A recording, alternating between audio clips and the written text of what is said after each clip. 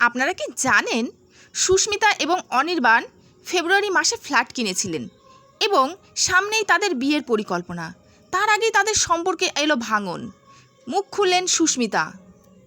সুস্মিতাকে তো আপনারা সকলেই চিনবেন, কারণ তিনি পঞ্চমী সিরিয়াল করেছে, এছাড়া এখন করছে কথা সিরিয়াল, আর তার দাপট খুব তুঙ্গে।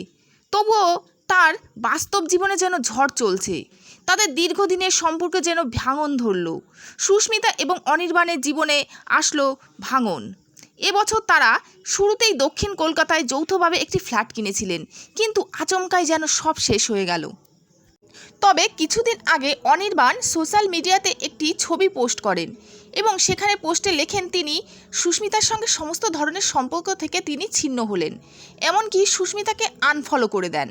তবে আশ্চর্যজনকভাবে সুস্মিতা কিন্তু অনির্বাণকে কখনোই আনফলো করেনি।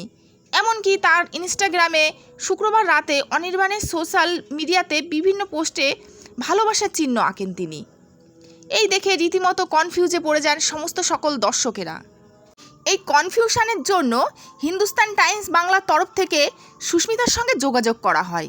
সেখানে প্রশ্ন করলে অভিনেত্রী বলেন, আমি কোনো উত্তরই দিতে পারবো না, নো কমেন্টস। দুজনের মিলনের বিষয়টি পরিষ্কার করে দেবেন কি না সে কথা জানতে চাইলে সুস্মিতা সম্মতি দেন। সে বলে, আমি অবশ্যই জানিয়ে দেব।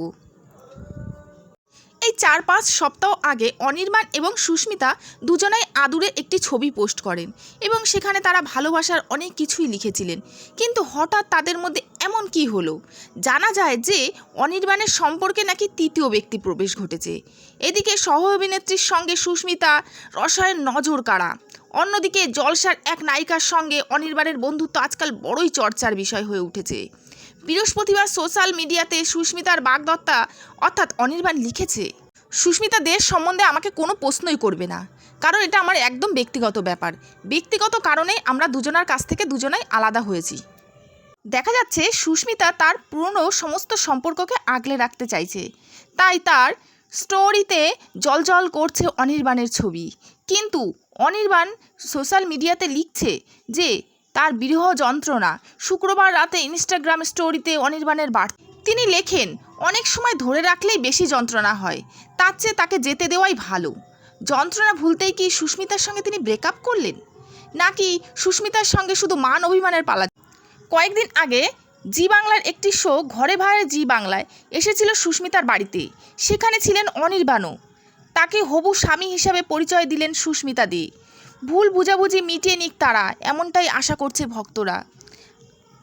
অবশেষে বলে রাখি, আপনাদের যদি আমার চ্যানেলটি ভালো লাগে তাহলে অবশ্যই লাইক এবং সাবস্ক্রাইব করে দেবেন।